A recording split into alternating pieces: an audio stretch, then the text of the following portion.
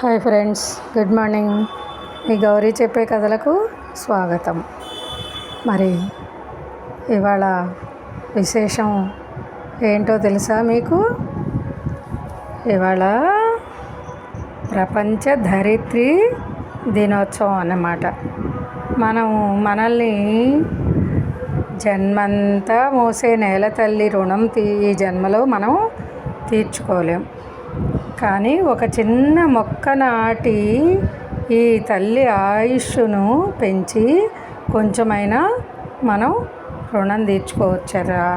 అందుకని ఈరోజు ఎక్కడైనా సరే మీకు అనువుగా ఉన్న చోట ఒక్క మొక్క నాటి చక్కగా మన నేల తల్లి రుణాన్ని తీర్చుకుందామరా.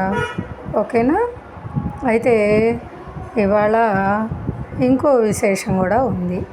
ఏంటంటే మనకి శ్రీరామనవమి అయిపోయింది కదా, కళ్యాణం అంతా అయిపోయింది. కానీ ఒంటిమిట్టలో కోదండరామస్వామి వారి కళ్యాణోత్సవం ఎక్కడ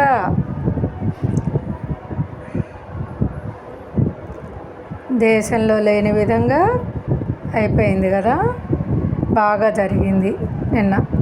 అలాగే ఇవాళ కోదండరామస్వామి వారి ఉత్సవం చతుర్దశి నాటి రాత్రి అక్కడ జరుగుతుందన్నమాట. మరి రాత్రి వేళ రాముల వారి కళ్యాణం అసలు ఇక్కడ ఒంటిమిట్టకే ఒక ప్రత్యేకం అన్నమాట. మరి ఇక్కడ శ్రీరామనవమి సందర్భంగా కళ్యాణాన్ని నిర్వహించడం మన ఆంధ్రప్రదేశ్ విడిపోయినప్పటి నుంచి కూడా జరుగుతుంది కదా. కానీ దీని పునాది ఎక్కడ? భద్రాచలంలో ఏర్పడిందన్నమాట. అయితే మన రాష్ట్రంలో రామక్షేత్రమైన ఒంటిమిట్టలో దీనికి కాస్త విభిన్నమైన సాంప్రదాయం మనకి కనిపిస్తుంది. ఎందుకంటే దేశంలో ఎక్కడా లేని విధంగా చతుర్దశి నాటి రాత్రి ఇక్కడ రాముల వారి కళ్యాణం జరుగుతుందన్నమాట. మరి ఒంటిమిట్ట గురించి చెప్పుకోవడం మొదలు పెడితే చాలా విశేషాలే కనిపిస్తాయరా. రాముడు అయోధ్యలో జన్మించిన వనవాసంలో భాగంగా దక్షిణాది వైపు ప్రయాణం చేశారని అంటారు కదా. అందుకే శ్రీలంక వరకు కూడా దక్షిణ భారతం పొడవునా కూడా మన రామాయణ ఘట్టాలకు సంబంధించిన క్షేత్రాలు కనిపిస్తూ ఉంటాయి. మరి వాటిలోని ఒంటిమిట్ట కూడా ఒకటన్నమాట. ఒంటిమిట్టకు ఇంకో పేరు కూడా ఉందర్రా. ఏంటది? ఏకశిలా నగరం అని. ఆ ఏకశిలకు దగ్గరలోనే ఒక మహర్షి తపస్సు చేసుకునేవారట. ఎవరు ఆ మహర్షి అంటే? మృకండు.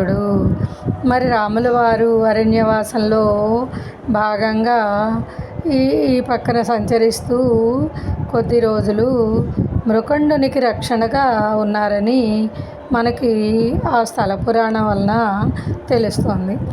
రాముల వారు ఇక్కడ ఉన్న సమయంలోనే సీతాదేవికి విపరీతమైన దాహం వేసిందిట. అప్పుడు రామచంద్రుడు తన బాణాన్ని పాతాళంలోకి దించగా అక్కడి నుంచి మంచినీటి ఊట ఊరిందిట. అదే మరి ఇప్పుడు రామతీర్థంగా పిలుచుకొనే చెరువు అన్నమాట. మరి రాముల వారు ఉన్న చోటే కోదండ రామాలయాన్ని నిర్మించారని మన భక్తులందరి నమ్మకం. ఏకశిలకి రామునికి మధ్య గల అనుబంధం గురించి విజయనగర రాజులకి తెలియటంతో వంటడు మిట్టడు అనే అక్కడున్న బోయిల సాయంతో ఇక్కడ ఆలయాన్ని నిర్మింపజేశారట.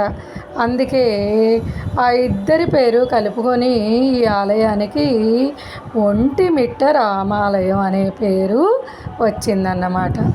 ఒంటిమిట్ట ఆలయంలో సీతారామలక్ష్మణుల విగ్రహాలు 3 ఒకే శిలలో చెక్కి ఉండడం గమనించారు కదరా.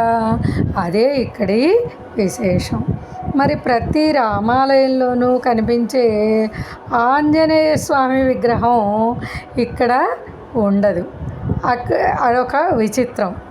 రాముల వారు ఆంజనేయుడిని కలవక ముందు ఇక్కడకు వచ్చారని, అందుకే ఇక్కడ హనుమంతుడి విగ్రహం ఉండదని చెబుతుంటారా. మరి శతాబ్దాల నుంచి ఒంటిమిట్ట రామాలయానికి భక్తులకు పుణ్యతీర్థంగా ఉండేది. మరి మార్చుడు పోతన సైతం ఇక్కడే భాగవతాన్ని అనుసంధించాడని, అన్నమయ్య కూడా ఈ క్షేత్రాన్ని దర్శించారని చెబుతుంటారు. మరి ఇందులోనే అన్నమాచార్య కీర్తనలో ఒంటిమిట్ట రాముని కనిపిస్తుంది. ఏంటంటే కానవద్ద ఇతడు దైవమని విందువలెనొంటిమిట్ట వీర రఘురాముని అంటూ కనిపిస్తుందన్నమాట. పైన చెప్పుకున్న మనం తెలియజేసిన విశేషాలన్నీ కూడా ఒక ఎత్తైతే, శ్రీరామనవమి సందర్భంగా చతుర్దశి రాత్రి వేళ కళ్యాణం నిర్వహించడం ఒక విషయం ఇక్కడ. మరి పగటి పూట తను కళ్యాణాన్ని చూడలేకపోతున్నానని బాధపడుతున్న చంద్రుణ్ణి ఊరడించేటందుకు రాముల వారు ఇక్కడ రాత్రివేళ కళ్యాణం జరిగేలా వరాన్ని ఇచ్చారని ఒక ప్రచారం. అంతేకాకుండా ఇంకొకటి కూడా ఉందర్రా. ప్రకారం అంటే ఈ ప్రాకారం అంటే చుట్టూ గోడ వాళ్ళు చంద్రవంశస్థులైన విజయనగర రాజులు తమ కులదైవానికి తృప్తి కలిగేలా రాత్రివేళ కళ్యాణాన్ని జరిపించే ఆచారాన్ని మొదలుపెట్టారని చెబుతుంటారు. ఇది కూడా ఏదైనా కానివ్వండి, కారణం మొత్తానికి రామాలయాలకి భిన్నంగా ఒంటిమిట్టలో ఈ రాముల వారి కళ్యాణం రాత్రిపూట పౌర్ణమి రోజున రథోత్సవం కూడా ఘనంగా జరుగుతుందన్నమాట. మరి ఇన్ని విశేషాలు ఉన్నాయి కదా ఒంటిమిట్టలో. అది నిజంగా మన రాముల వారి కళ్యాణానికి వెళ్ళి చూసి తరించడం అనేది చాలా గొప్ప విషయం. అయితే ఏంటారా, ఇక్కడ నేను ఇంకొకటి చెప్తున్నాను. అసలు కుటుంబ వ్యవస్థ గురించి రాముల వారి కథ నుంచే మనం తెలుసుకోవచ్చు. ప్రేమలు కానీ ఏవైనా ఇంతకుముందే మనం చెప్పుకొని ఉన్నాం. అయితే ఏంటంటే మనకి ఒకటి పనికిరాదు. ఏంటంటే అహంకారం. అతి తెలివి, గర్వము, డబ్బులు ఉన్నాయన్న అహంకారం పనికిరాదు. అలాగే ఓర్పు లేకపోవడం కూడా మంచిది కాదు. చిన్న తప్పులను కూడా భరించలేకపోవడం, అసహనం, ఇవన్నీ కూడా మంచివి కాదు. ఇంకా ఏంటంటే అందరూ కూర్చొని మనస్ఫూర్తిగా మాట్లాడుకోవాలరా ఇంట్లో. ఆ వ్యవస్థ ఒకటి తప్పుతోంది. మనం దాన్ని పునరుద్ధీకరించాలన్నమాట. అయితే ఇంకా ఏంటంటే చిన్న విషయాలకే కోపం తెచ్చుకొని అలిగి సొంత వారితో మాట్లాడకుండా దూరంగా ఉండటం, అది కూడా చాలా తప్పు విషయం కదా. ఇంకో విషయం ఏంటంటే ఇంట్లో ఉన్నంతసేపు ఇంట్లో ఉన్న మనుషులతో సత్సంబంధాలు, మాటలు, ప్రేమలు పంచుకోకుండా ఎంతసేపు టీవీ, ఫోన్లు, ఇంకా ఎక్కడో ఉన్న సినిమా హీరో హీరోయిన్లు ఏం తిన్నారు, ఏం చేస్తున్నారో కూడా చెప్పగలుగుతున్నారు. కానీ ఇంట్లో ఏం జరుగుతుందో కూడా తెలియటల్లా. చూసారా ఎట్లా ఉందో మరి వ్యవస్థ. దాన్ని మనం సరిదిద్దుకోవాలి. ఇంట్లో ఎవరన్నా ఒకటికి నోటి దిరుసు ఉందనుకో, వారి వల్ల కుటుంబం అంతా చెడిపోతుందరా. వాళ్ళని కూడా మనం మంచి మార్గంలో పెట్టగలగాలి. అలాగే ఆర్థిక విషయాల్లో కూడా అందరూ సంపాదిస్తున్నాం కదా అని అందరూ ఎవరికి వాళ్ళు నిర్ణయాలు తీసుకోకూడదు. ఇంటి పెద్దకే అది వదిలేయాలి. ఇంకా ఎప్పుడు కూడా ఇంట్లో భార్యాభర్తలు తరచూ గొడవ పడుతున్నారనుకోండి, మరి పిల్లలకు అసలు పెళ్ళంటేనే భయం కలుగుతుంది. పైగా అసలు వద్దనుకునే స్థితికి కూడా వెళ్ళిపోతారు. మనిషి అంటే మరో మనిషి గిట్టనితనం అలా కూడా అయిపోతుందన్నమాట. ఇంకేంటంటే కుటుంబ నిర్వహణ అనేది ఒక గొప్ప కళ. అది తెలియకపోతే ఆ కుటుంబం విచ్ఛిన్నమవుతుంది. కుటుంబాన్నించే మనం అన్నిటినీ తీసుకోవచ్చు. కుటుంబాన్నించే మన వీధి, ఊరు, గ్రామం, దేశం, ప్రజలు ఏంటి అనేది వ్యవస్థ, కుటుంబ వ్యవస్థ బాగుంటే గ్రామ వ్యవస్థ బాగుంటుందర్రా. ఎందుకంటే అందరూ దాన్నే పాటిస్తారు కాబట్టి. మరి ఇవాళ సోషల్ మీడియాలో జరిగిందే నిజం, ఇంట్లో జరిగేది ఒక డ్రామా అన్నట్టుగా ఉంటున్నారు. కానీ సోషల్ మీడియా అసలు మనకెందుకు చెప్పండి? నలుగురు ఏమనుకుంటున్నారు అనేది తెలుసుకోవాలంటే నలుగురితో స్నేహం చేస్తే 4 మాటలు చక్కగా మాట్లాడుకుంటాం కదా, అలా ఉండాలి.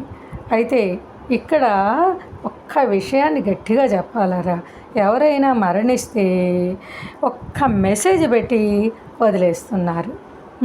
అయిపోయింది నా పని అనుకుంటున్నారు. కానీ ఇళ్ళకెళ్ళి పలకరించితే అసలు ఎంత వాళ్ళు తృప్తిగా ఉంటారు.